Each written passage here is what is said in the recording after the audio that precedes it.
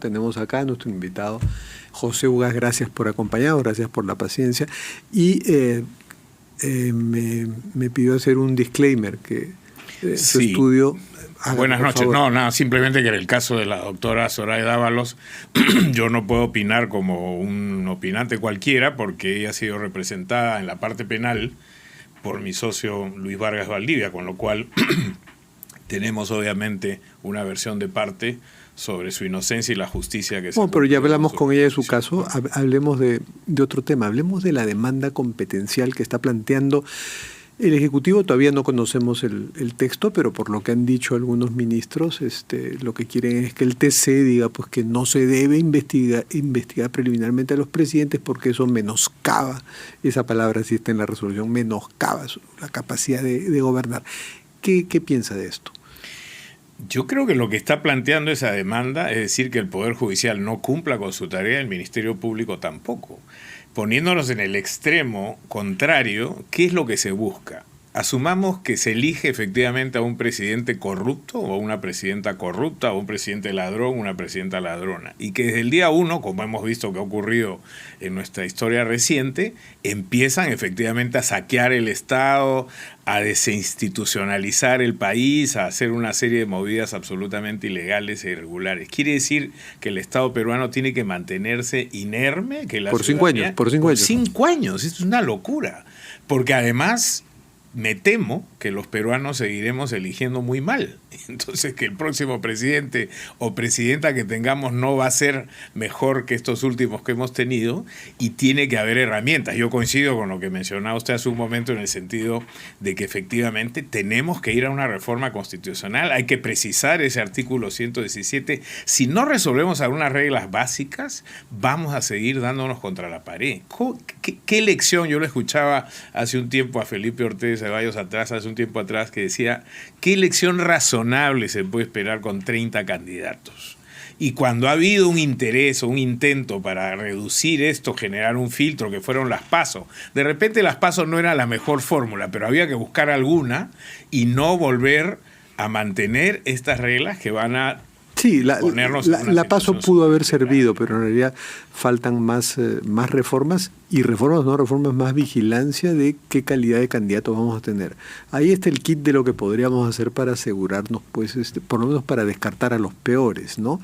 Y sobre eso, con su experiencia en transparencia internacional, ¿qué recetas daría?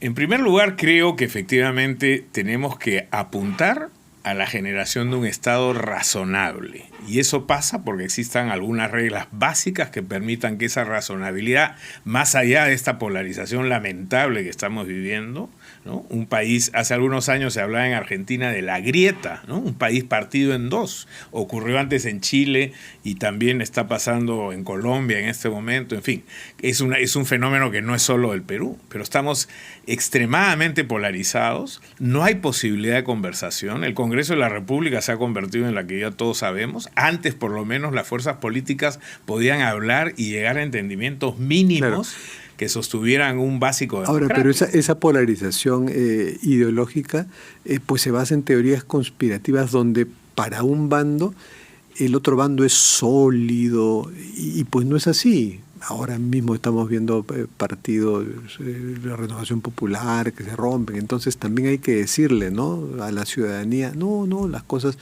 no son tan conspiranoicas como se plantean. O sea, no es que la fiscalía sean dos bandos enfrentados, ¿no? Hay instituciones y hay que respetarlas.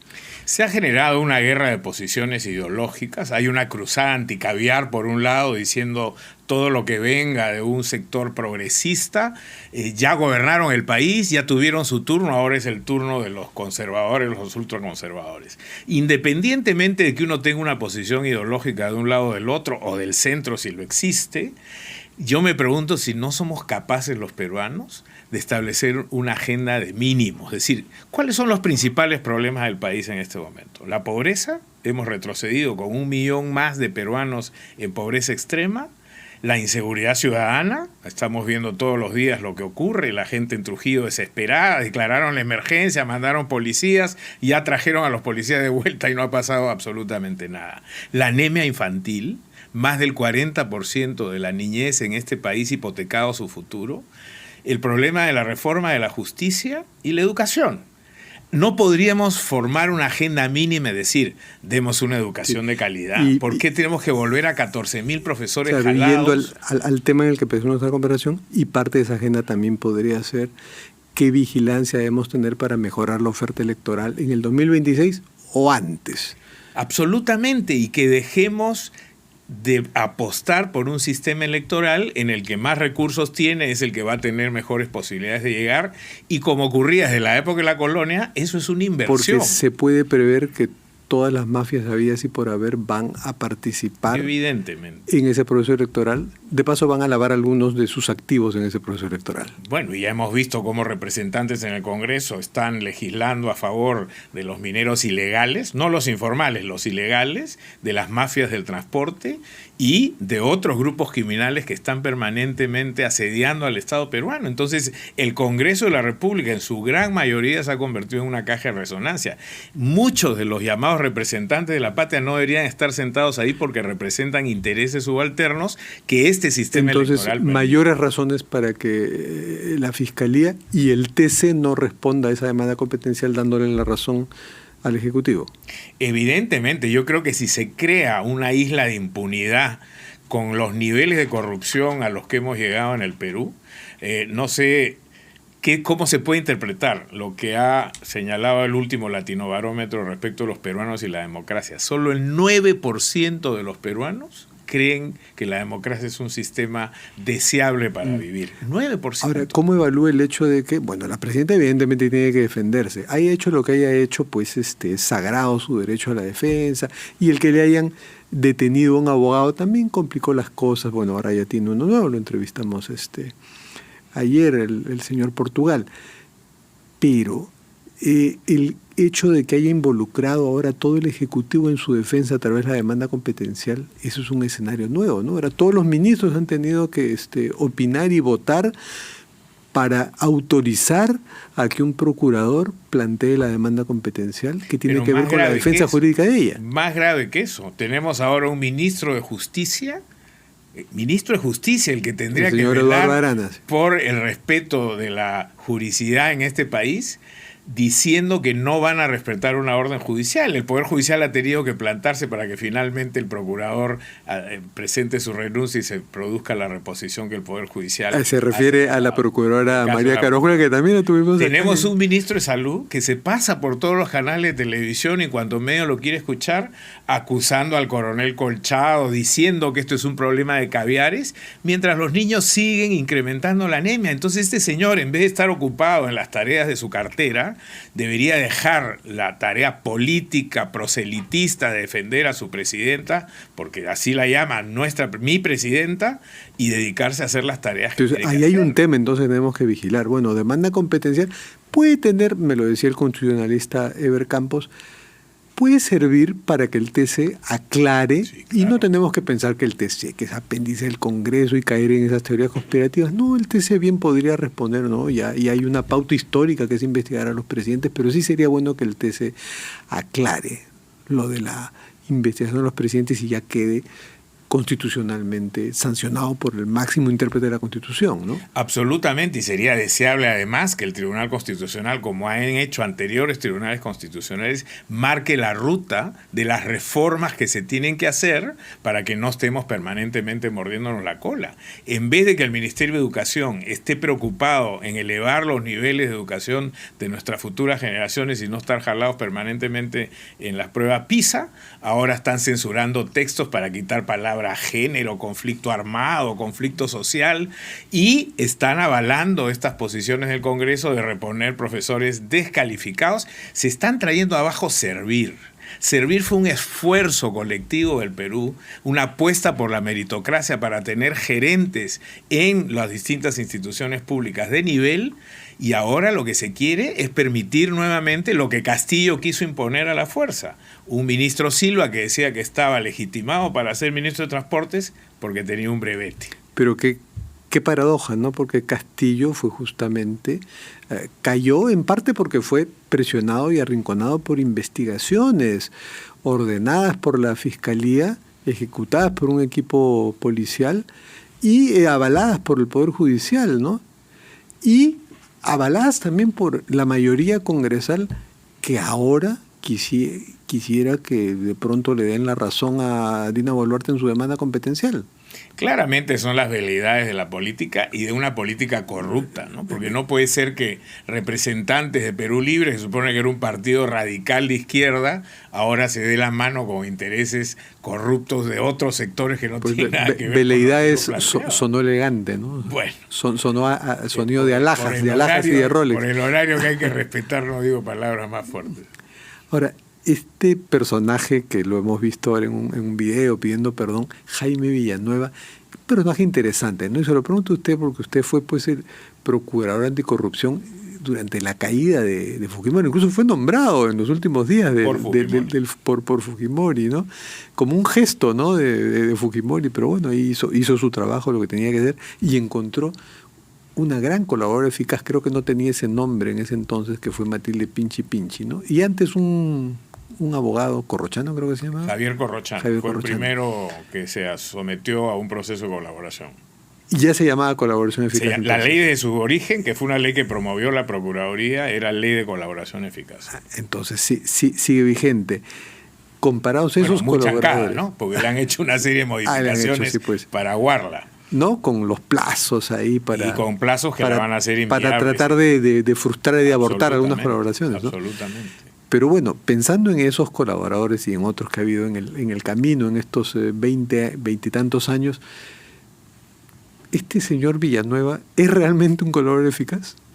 Yo creo que es un aspirante legítimo, pero ahí hay que tener en cuenta varias cosas. En primer lugar, hay una resistencia psicológica natural de quien ha cometido un delito, de acercarse y decir, he cometido un delito y voy a contar.